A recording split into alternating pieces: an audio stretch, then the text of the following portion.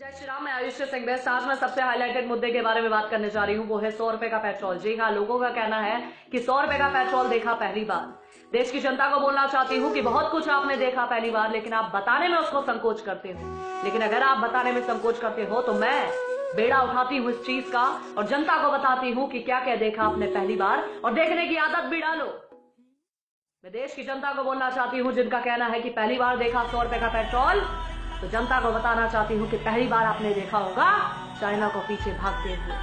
पहली बार देखा 100 रुपए का पेट्रोल, पहली बार देखा होगा पाकिस्तान को घर में घुस के मारते हुए। पहली बार देखा आपने 100 रुपए का पेट्रोल, पहली बार देखा होगा दुनिया को भारत से वैक्सीन मांगते हुए। पहली बार देखा आपने 100 रुपए का पेट्रोल, पहली बार देखा होगा आपने किसानों के खाते में सीधा 6,000 रुपए जाते हुए। पहली बार देखा आपने 100 रुपए का पेट्रोल, पहली बार देखा होगा आपने गरीबों को फ्री राशन और पैसे और फ्री का सिलेंडर। पहली बार देखा आपने 100 रुपए का पेट्रोल। भाई साहब, पहली बार देखा होगा आपने भारत का डंका विदेश में बजते हुए। पहली बार देखा आपने 100 रुपए का पेट्रोल, पहली बार देखोगे आत्मनिर्भर भारत को और आदत डालो। और देश की जनता से बोलना चाहती हूँ जिनको 100 रुपए का पेट्रोल दिखता है, एक महीने में ज्यादा से ज्यादा कितना पेट्रोल भरवाओगे? 3 से 4 बार।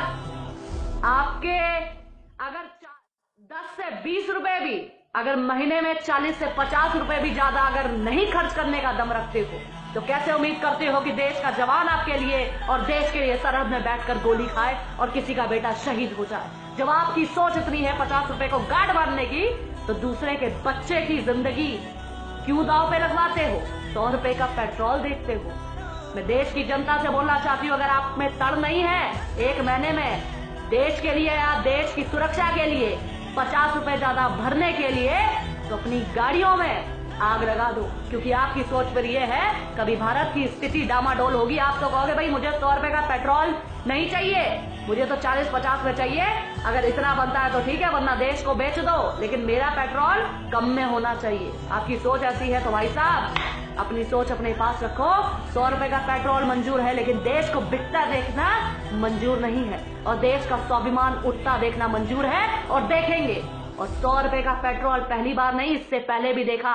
अगर उस समय भी आवाज उठा दी होती तो आज देश के हालात, अपने लिए कभी आवाज उठा दी होती तो आज आपका धर्म खतरे में ना होता और देश खतरे में। आपने कभी सोचा कि कोरोना काल में जब देश में महामारी चल रही है, देश का प्रधानमंत्री देश के लिए, देश के लोगों के लिए और सेना को मजबूत करने के लिए, देश को मजबूत करने के लिए राफेल ला रहा है, लेकिन आपको तो 100 रुपए का पेट्रोल दिखता है। राफेल की कीमत किसी को नहीं दिखती। किसी ने नहीं बोला कि महामारी चल रही है, आर्थिक स्थिति डामाडोल है, लेकिन फिर भी राफेल आ रहा है। बोलना चाहती हूँ, अगर इतने सवाल आपने पहले पूछे होते तो आज देश की स्थिति क्या होती ये आपके सामने होता। लेकिन आपको तो 100 रुपए का पेट्रोल दिखता है। वो हैदराबाद का ओवैसी कहता है कि बाबरी कभी मरी नहीं, हम तो बाबरी लेके रहेंगे। बाबरी जिंदा है सबके दिलों में और सामने भी। लेकिन तुम 100 रुपए में अटके रहना, तुम पेट्रोल की बात करना। ये जो राम मंदिर भी कोरोना काल में मिला है, इसके ऊपर भी खतरा है, लेकिन तुम्हें क्या फर्क पड़ता? तुम्हें तो 100 रुपए का पेट्रोल के बारे में बात करोगे ना।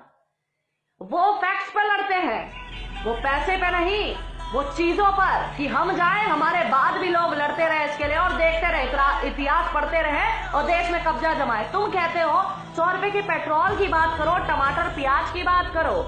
इतिहास रहे ना रहे, धर्म रहे ना रहे, देश रहे ना रहे, हमारे बाद कोई सीख पाए ना पाए, दूसरा कब्जा कर ले, हमें इससे मतलब नहीं। लेकिन देश में पहली बार 100 रुपए पेट्रोल को आसमान छूते पहली बार देखा।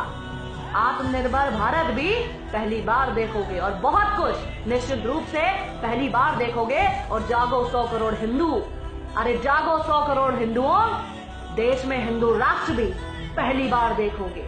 बोलिए जय श्री राम, जय हिंद, जय भारत।